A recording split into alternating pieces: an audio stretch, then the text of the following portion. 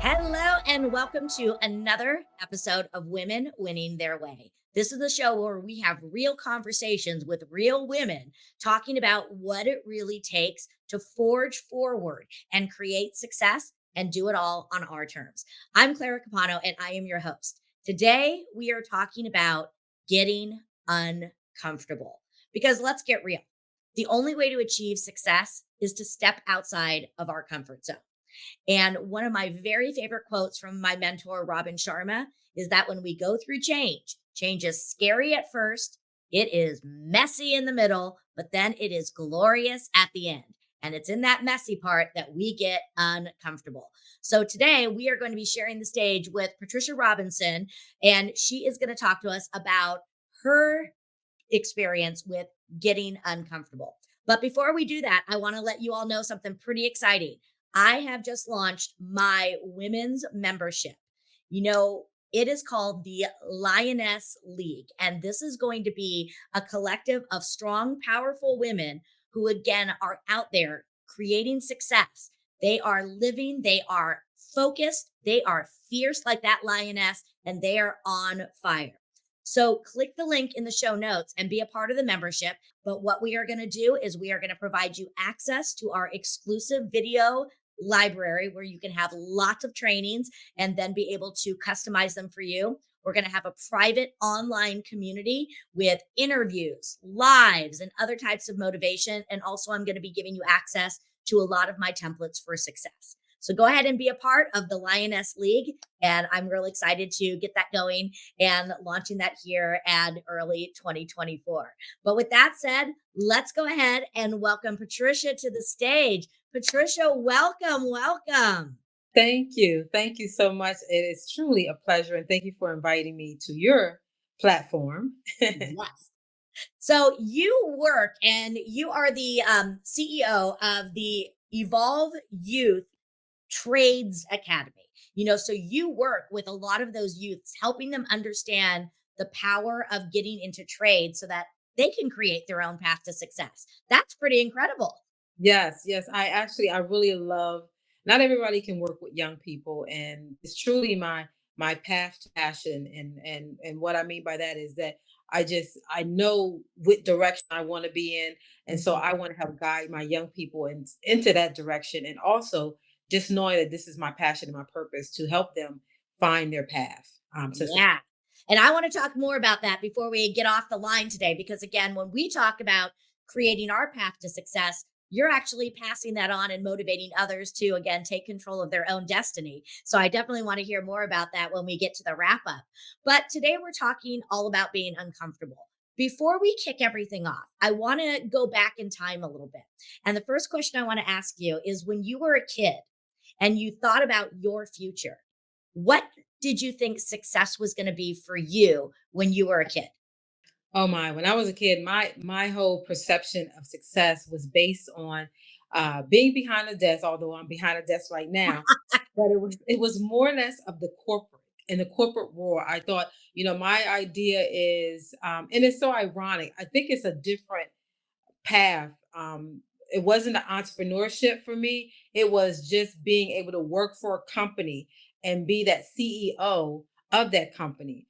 But I am that CEO, but I'm the CEO of my own company. So Yeah. my success was working for someone and helping them build their legacy versus me now building my legacy.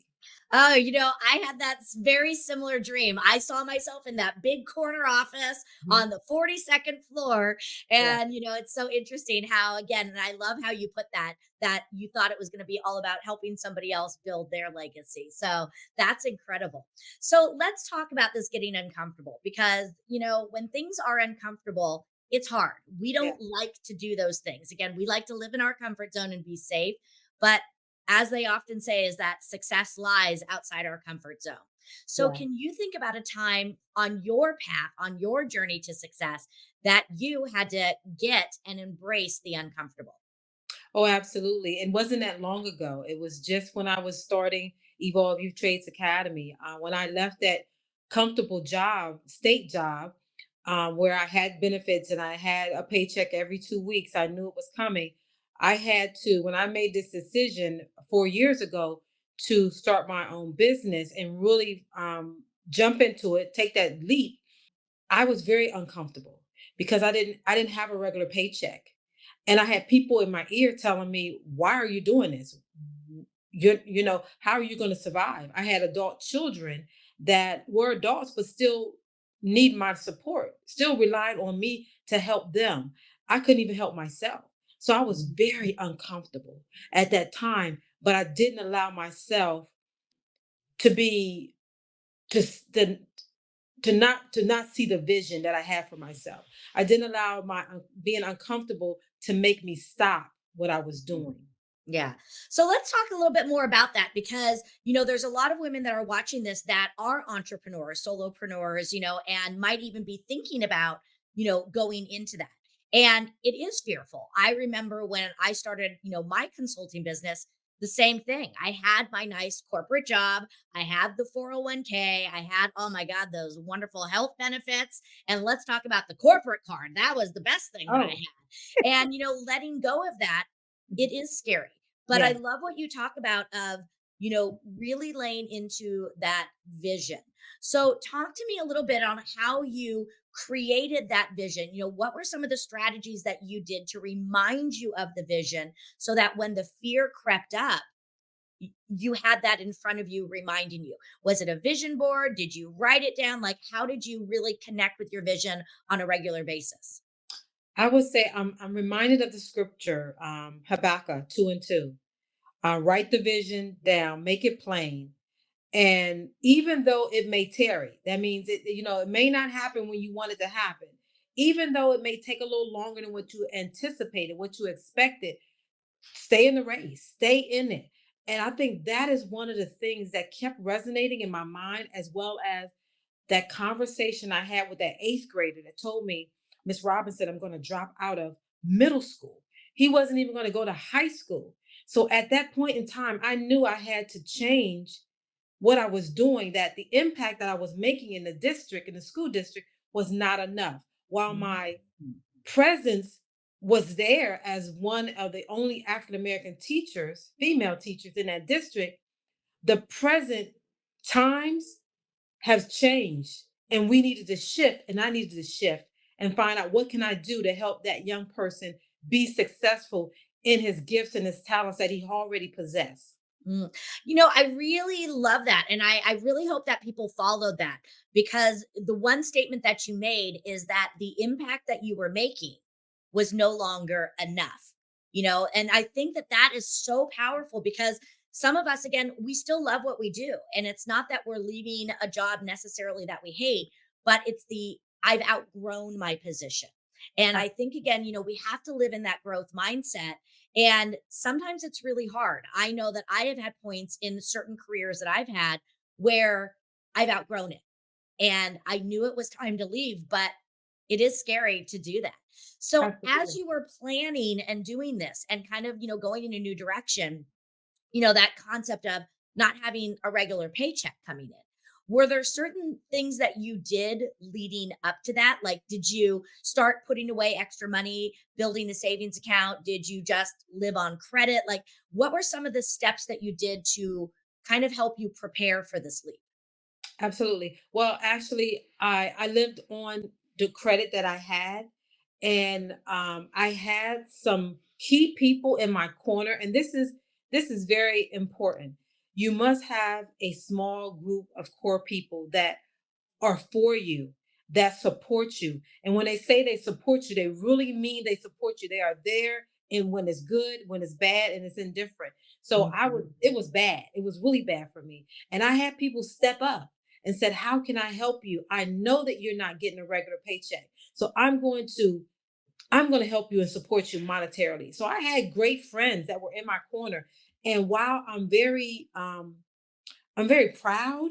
At that particular time, I had to really take their support and their help. So that is one of the key things that I had, and I recommend everyone when you're going into business, Have some people that are truly in your corner and know that they're in your corner. And you'll know when times are tough. You will know when they step up. Yep.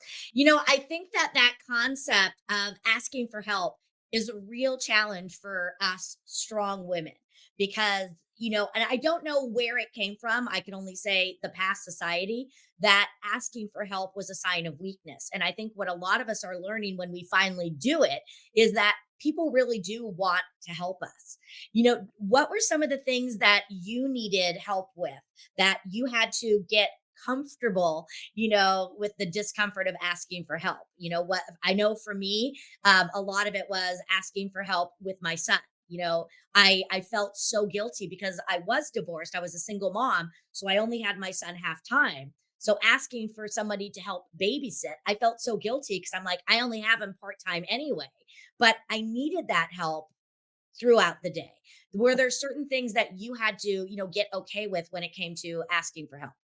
Yes. I even now I struggle with that. I struggle with that now to the point where, I know that in order for me to scale up, I have to put people in places. I have to pass the baton and say, I need you to do this. I need to be able to do that. And so during that time, it still was a struggle, even though I was a one woman show. And I kept saying that. And I had to stop saying that and say, no, you don't have to be a one woman show. You're choosing to do that because you had a trust issue.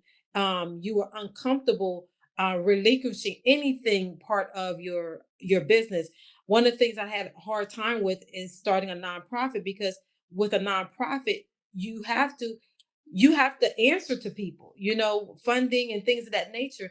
And I didn't wasn't comfortable doing that. I wanted to do this myself. This was my baby. I birthed it out, my vision. So I didn't want no one telling me and dictating to me how I organize things. So I had to come outside of my comfort zone in terms of that and say, you know what, self, you got to get Mhm. it together because you're not an island of yourself. No one can function by themselves, and Yeah. you're not supposed to function by yourself. So I really had to have some hard conversations with Yeah. me on a daily basis. I know it's so silly. It's like, Yeah. and so many of us pride ourselves of, oh my God, I'm so helpful. I love helping other people. And we don't realize that we need to again allow other people Absolutely, to help us. It's so funny how we don't do these things that we preach all the time. absolutely. You mentioned, we just came out of talking about you got to surround yourself with those that support you. But you also mentioned earlier that there were people who didn't quite support you, who were kind of like, what are you doing, girl? This is crazy. Yeah. How did you or how would you talk with someone if they have a bunch of naysayers? Like, what did you say to them? Did you just ignore them, block them out? Did you share your vision with them and try to get them to understand? How did you, connect with and I guess deal with those people who didn't quite understand what you were doing and were trying to dim your light? Well, it was difficult for one in particular because it was a family member, Mhm. very close to me, and it was a constant of you're making a big mistake, and it was really negative conversations back and forth about it. Until one point, I had to say, you know what, I'm going to do this, and I'm going to show you that I'm going to do it, and Mhm. you're going to come back and say, you know what, you are right. So that energized me. So that loved one that now sees what I'm doing and now can say, wow, I hear this, people are talking about you and saying this about you, what you're doing, and I can see it, it's great. Now that person recognized that I had a gift and a talent that I was not going to let die because someone didn't believe in me. I believed in myself first and foremost. And so that was the one family member. But then there was a person that I went to that I asked for support, another business person that was thriving in their business. And I went to them and said, hey, I need your support. I need you to do X, Y, and Z. Initially, he's like, yes, I got you. But then all of a sudden, he changed his mind. And he changed his mind because he said to me, you're my competition. Yeah, yeah, Wow. yeah. I was his competition. So he decided not to help me. Isn't that interesting that, so many people can have that scarcity mindset? Yes. And see that there isn't that abundance for all of us. This has been really good and I want to ask about this because one of the things that you talked about is you believed in yourself and you had to let go of, looking for approval. And if others didn't believe in you, that was okay because you believed in yourself. I often say, I'll bet on myself all Yes. day long. But the reality is that wasn't always the case. There Yeah. definitely was a time where I didn't feel worthy and I didn't believe in myself. So if you were sitting down with someone today who was struggling with their own personal belief and feeling that they're worthy for this dream, so they're playing small, they're holding back. Is there anything that you would say to someone to help them to learn to believe in themselves? Oh my goodness. I would tell them to um look at their strengths. Mhm. Identify what your strong strengths are. And what is the worst thing that can happen if you choose to move and take Mm, action on your strength? What is the worst that can happen? You could not, maybe you fail, but guess what? You can get back up from that. That doesn't mean you are a failure. It just means you maybe need to do something different, approach it different. Maybe you don't have the right people in your corner, or maybe the concept needs to be, rethought, whatever it is. But the worst thing that can happen is it could not work. And then you could try something different, a different way. That is the worst thing that can happen. And that's what I mm. would say to that person. It's so funny that you bring this up. It actually just brought me back to a conversation I had with my mom when I was getting ready to launch all my things. And my worst fear was, what if I can't make any money? Because I was a single mom and I'm like, oh my God, what if I can't make any money? I can't pay my bills. And my mom just said to me, she's like, you know what, Clara? You will never be homeless. And I don't know what it was, that fear, it sort of eliminated that fear because now my worst case scenario was no longer there. So Wow. it sort of again gave me that freedom. So I really love that, really again connecting. What's the worst that can happen? Even as a speaker, what's the worst that can happen? You can fall off the stage. Nobody likes what you have to say. Can I live through that? It would be uncomfortable. It would Yeah. stink, but again, I would survive. So I think again, when you do that, it sort of brings the reality that your fears are not very real. And so I think that's a really great perspective. So talk to me about being, a CEO. That is a busy move. So, what are some strategies that you use in your daily practices to keep you focused and on task as a strong female leader? I give myself grace. I give myself permission to not always be at the top of my game. That Mhm. it's okay. I try not to be hard on myself. Initially, I didn't have those practices. I had to learn and to Mhm. implement them and put them in practice on a daily basis. I had to have those conversations with me so that I can stay, on point because it is hard. It is difficult. And the truth of the matter, and I've heard this, it's not a cliche, but it's the truth. People say it's hard, when you're a CEO because it can be very lonely. And that is the truth of the matter. There's times where Mhm. I do feel a little lonely and I feel by myself, but I remember my vision and my purpose. That is what keeps me motivated. That keeps me moving. Outside of anything else, I said, Trish, you got this. Because as you said, I bet on me all the time. And I say that all the time. I can bet on Trish. If nobody else will get it done, I know that I will get it done. Yeah, I love that. So, really looking at it, and if you had to put it into words, one of the things that I'm working right now is kind of rebuilding my brand. And the idea is I want to, again, help women lead with grace and, again, create success on their terms. And I thought about the vision of a lion. And, a lion is the king of the jungle. But quite frankly, it's the lioness that does everything. So, what we really need to do is look at the lioness Yeah. and think about again the courage that she has to go out there and to hunt. How she's the one that really builds the community and does most of the caregiving. So if you were thinking about yourself as a leadership lioness, what do you think are some of the best traits for female leaders to have and to cultivate? Oh wow. Being getting prepared to be uncomfortable. I talk about this all the time that we have to be uncomfortable so that we can be comfortable. So I think that as a leader, you have to have compassion and you have to have empathy. And because oftentimes as women, because we are in roles, and I'm in a male dominant field working with trades. So I had to have tough skin, and I Mhm. had to also um, say to myself, you are worthy.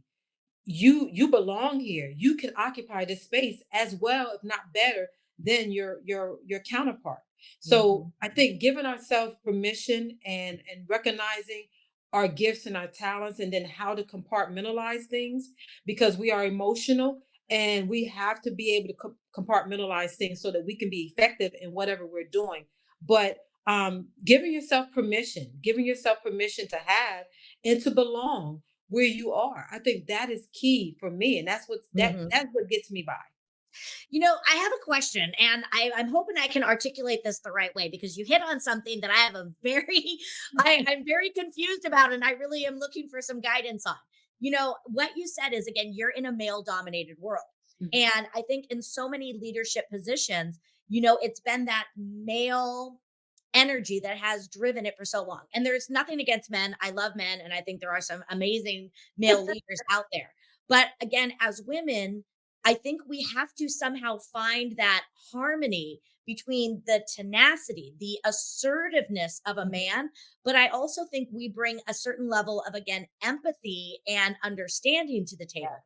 So absolutely. how have you been able to do this? How do you bring in and sort of find the harmony between the male and the female energy where you can be assertive, but you're not losing the feminine energy and the feminine empathy that comes along with it? Oh my goodness. Well, I channel myself, and I practice this every day because I work around with men. I work with men, Mhm. and then when I have to put on that hat, that role of being a female entrepreneur, I'm able to shift it quite well, because I guess I have that the I always say I embrace my femininity. Mhm. Um, I'm very, I look at myself as very sensual. So I think I already have that in me. I've Mhm. already kind of told myself this is who you are. But guess what? You still can be strong. And I don't go, I'm not, I have a level. I keep myself leveled. I don't like to say balance because we always are off balance a little bit because some Mhm. things is gonna suffer. But I love the words that you use, and I often use as well. It's harmony. Mhm. Everything has to connect and has to make sense.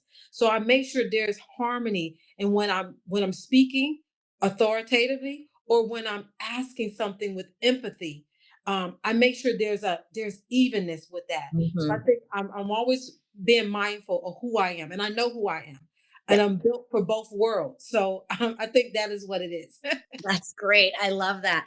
So, I want to talk a little bit about boundaries because I think as leaders, it's important that we have boundaries. We're the ones that are on the front stage. We have to set expectations, set standards, and all of those. How do you communicate, standards and boundaries to the people that you work with? And then what do you also do if people overstep some of those boundaries? So, let's talk about how you set boundaries and expectations first. Well, the boundaries are really set for, it's not so much for me, it's for the other person that I'm connecting with. Because if I look at it for me, then I'm not looking at the other person.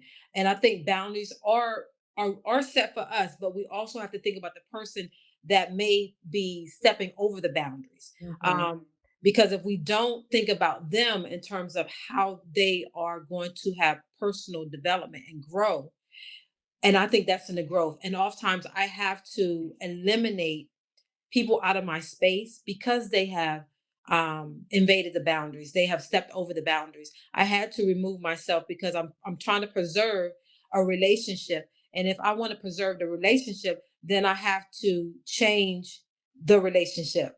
And that may mean whatever type of working relationship we have, it may have to we have to sever those ties so that we can continue to have that relationship, that I think is more valuable than the working relationship.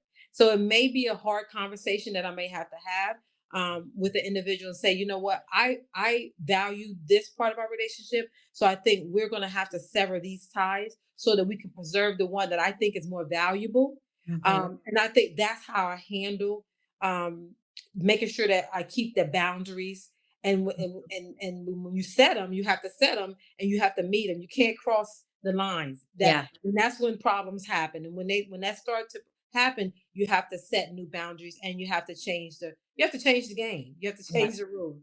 Yeah. And I think again, starting off with clear expectations, when you Love bring it. someone in, this is the way it's going to work. This is your role. This is my role. And Yes. again, not being afraid, but I think don't wait too long. If people Yes. step over the boundary, again, you can have compassion. Maybe they made a mistake. Maybe they didn't understand it. Maybe there's something going on. So again, really talking with them. But I think also, again, bringing it back to the one vision of the organization and talking about the standards and the boundaries are here to protect the organization and to deliver the vision. So it's not Absolutely. always about you versus them. It's Yes. about, let's talk about how we can develop a healthy organization. And that is key. I love that how you put that because you're right. You have to. It's at the end of the day, it's about the organization or what you're trying to achieve Mhm. for the organization. And if these are the key things, we have to have clarity. And to your point, it has to be set up front. We can't wait in the middle and at the end and say, okay, and that person, crossed the boundaries, but you didn't tell them what the boundaries were. You didn't set Mhm. the standard. You didn't set the bar, and so now they. So I think it's important to have clarification. Yeah. So in the class that I teach when I do my leadership institute with ninja selling, one of the things that we hit on in the beginning is the difference between leadership and management. Mhm. And management is really about, again, managing the productivity, managing the daily tasks. Leadership is more about clarifying a path to the future. Right. One, do you agree with that? And two, as a leader, how do you help clarify the future for the people that you work with? I totally agree with that. I don't like managing because it feels like I'm hovering over someone, and I really don't want that. I rather lead them and help guide them because leadership is personal development. You're helping that person grow in the area that they need, growth in, or even if they don't, you're just help cultivating that.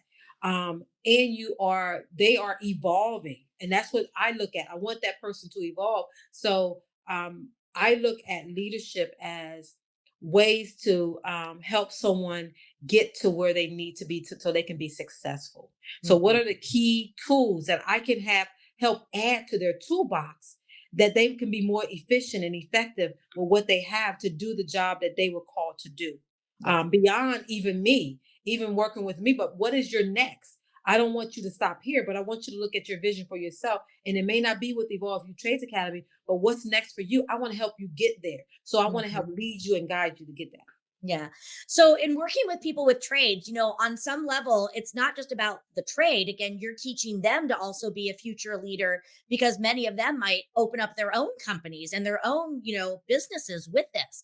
So, outside of the specifics of plumbing, heating, all of that, what would you say are maybe some core skill sets that you are hoping your people, your students leave with, that are going to help them long term as a business owner themselves, as a leader, or even as a strong human? Oh my goodness. I was confidence.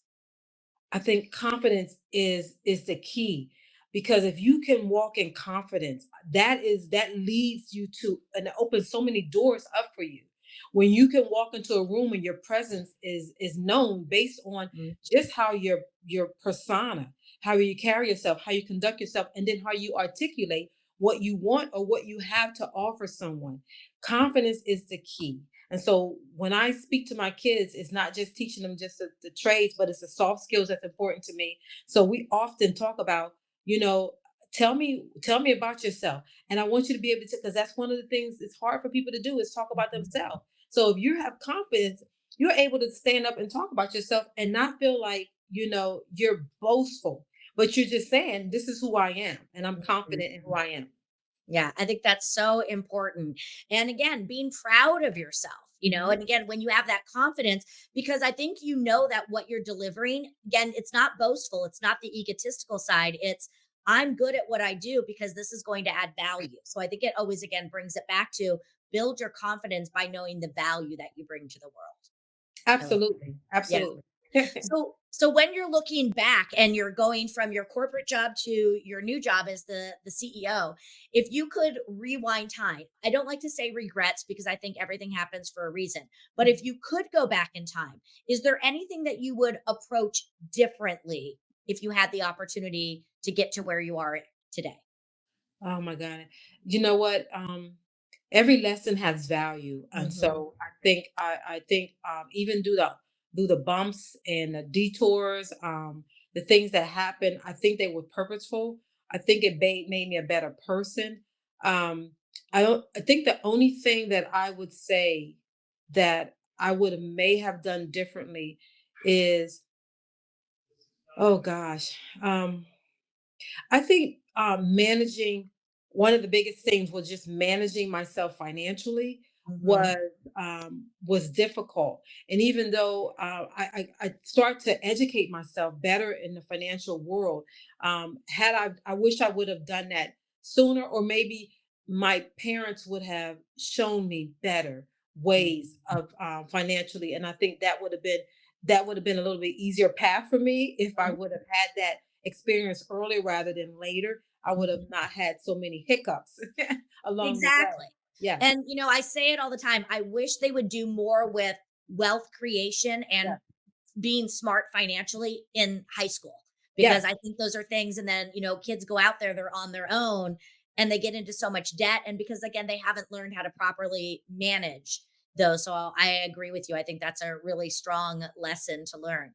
So I do want to hear more about, your vision and what you're doing, because there is a lot of talk about trades right now. And I know with my son being 18, a lot of his friends, have just graduated, and I see a huge need for the trades. I think that that's something that has not been as predominantly encouraged, and I'm not sure why. But what was it about working with youths and teaching them about trades that inspired you? Because again, the comment that you made earlier was your job, in the school district, in the education, wasn't impacting enough.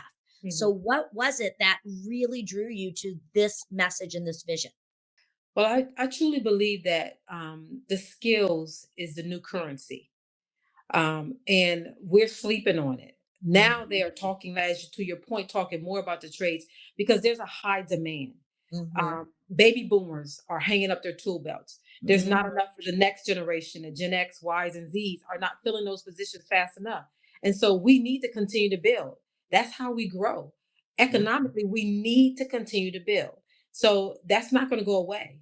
So we have to, when I look at what the skills provide, I mean, it makes no sense not to Mhm. direct students to the trades because it allows them to have a skill that someone can never take away. They can Mhm. do whatever they want to with that skill. They get exposure to so much, so many different things. Like one trade doesn't mean it's one job. You can do many things with that trade. Mhm. The experience itself allows you to now not only provide for your family, but look out in your community and who can you help and support? Mhm. The elderly. There's so many rundown buildings that you can be able to help build up. So Yeah. that experience, that exposure, your creativity. Oh my goodness, it's your creativity using your own skills to do something different. Um, Mhm. and then lastly, curiosity. I want the students to be curious as to what they can do with their skills and how it can manifest into something great. And Mhm. then how they can be able to give back to not just sustainable, to be able to sustain themselves, but also be able to pour back into their community. Absolutely. Again, those trades, like you said, we're seeing such a decline in them. Mhm. And I think, people need to, remember these are businesses. These people Absolutely. are small business owners. And again, talk about the pride of ownership in what you're doing is, there are so many people. And I think, I'm seeing, and this just could be my interpretation, but the rise of things like ADHD.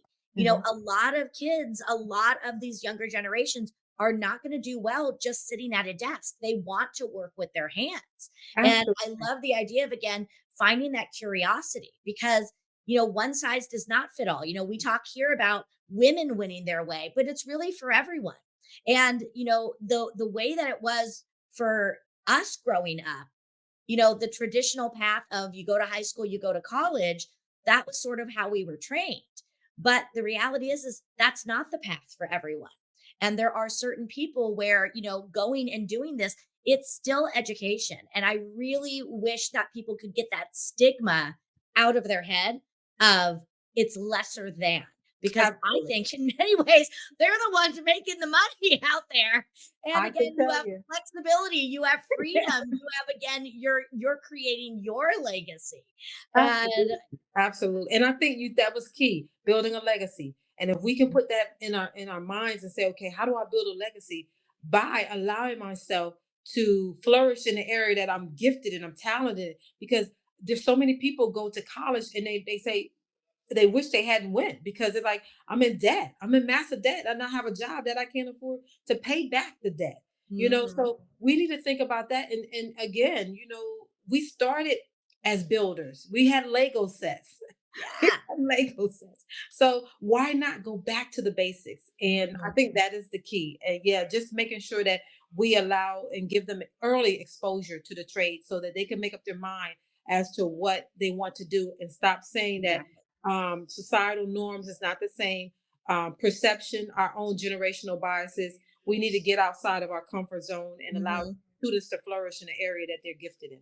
Exactly. And again, this whole concept of higher education, just because they go in and develop a trade first Yes. doesn't mean that they're never going to achieve higher education. One, there's so many accreditations and certificates they can get. But again, and this is what I tell my son because he doesn't have that traditional path either. I'm like, go and do some of these more entrepreneurial things, read some of these business books. Again, build these skill sets.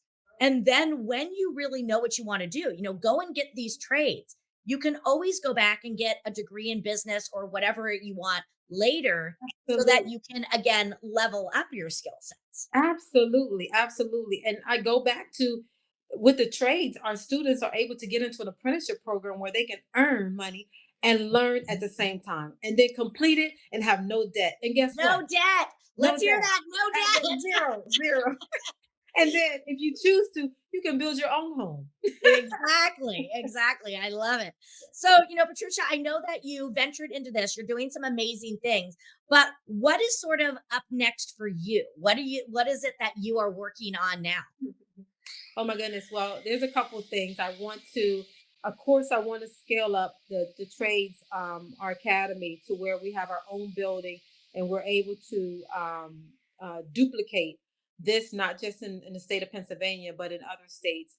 But Mhm. outside of that, I am a TEDx speaker, so that I want to use that leverage to be able to speak to the world Mhm. about trades and the impact that it has on our youth and how important that we change state regulations that says a 14-year-old cannot operate a power drill. Yes, they can, because I've experienced that. So I want to focus on my speaking and be able to again speak to the masses about what we're doing here at Evolve Youth Trades Academy and what we can duplicate in other states, so that Yeah. we can impact more young people.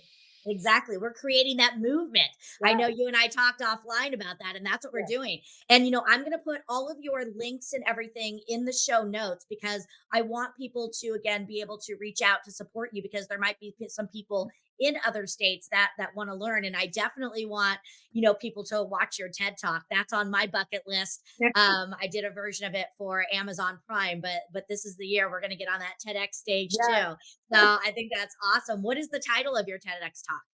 Oh, the impact that societal norms and perception have on our community in the trades.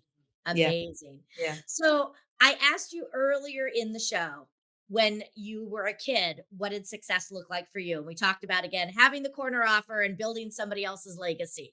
When you're sitting here today, knowing all that you know today, how do you define success for yourself now? Whew. Success is what you see, what you envision for yourself, and you have done it.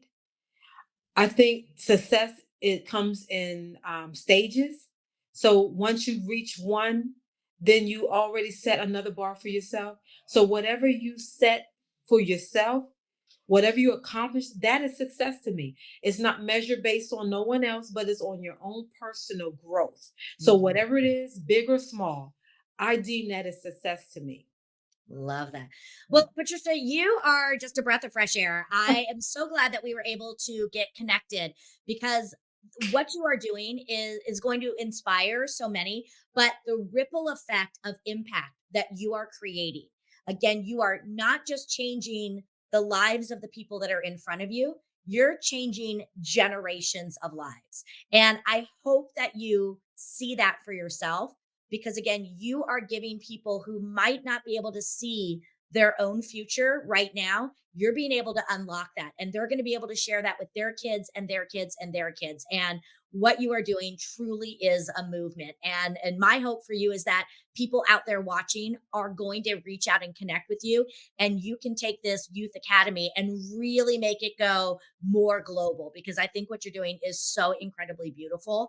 And I just want to say thank you so much for stepping up and being a leader in this realm.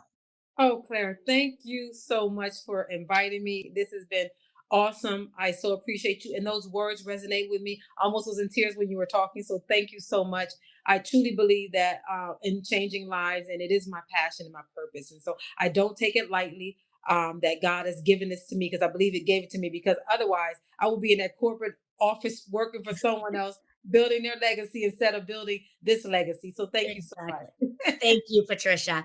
And oh my gosh, just so awesome. So thanks, Patricia. We will talk with you again soon. So, wow. Love her. Love her. And I love what she is doing to inspire the world. Again, really making change happen. I think all of us need to, again, redefine success. Success, whether you're male or female, is not one size fits all. So, again, don't feel that you have to do it the way that your grandparents did it or that your parents or even that your friends. I know that when I was watching my son's graduation, there were so many people who were, undeclared or going to again a trade school or going to community college. And I was there cheering them on because I'm like, yes, you don't need to overwhelm yourself and go down a traditional path if you are not ready to do that. So again, really key in. So here were some of the notes that I took away that I really want to make sure that you heard when Patricia was talking. The first one, and one of the last things that she talked about, live your legacy. If you want to work for a corporation, that's awesome. Go and do it. Be a part of the team and give yourself. But know that even in your own realm, you are your own boss. So, whatever it is, whether you're on your own path or whether you're part of a team and an organization, make sure that you are leaving your mark and living your legacy in that umbrella, wherever it is that you are. And she put another one, staying in the game, you know, even when it gets uncomfortable, it's so easy for us to want to step back and to get ourselves out of that discomfort. Stay in the game. Stay in the game, show up each and every day, and make sure you are working with it. One of the best ways to stay in the game is, again, to connect with what inspires you, connect with that vision, because that's going to remind you of why you are showing up. And again, the legacy that you want to make. The people, surrounding yourself with the people. I love what she said. You are not a one woman show. Asking for help is not a sign of weakness. You cannot achieve success alone. So go around, find people. One of the things that I love to do is I seek out people who have done the things that I want to accomplish and I learn from them. I ask them, I study them if I don't know them personally. If you need help on the home front so that you can be more focusing on doing the hustle that you need to do to grow your business, you cannot do it alone. So there is no shame in asking for help because remember, you are not a woman show. And then this one, powerful. What's the worst that can happen? When you are living in fear, oftentimes it's because we're confused. We are confused about what might happen. So sit down, write it out.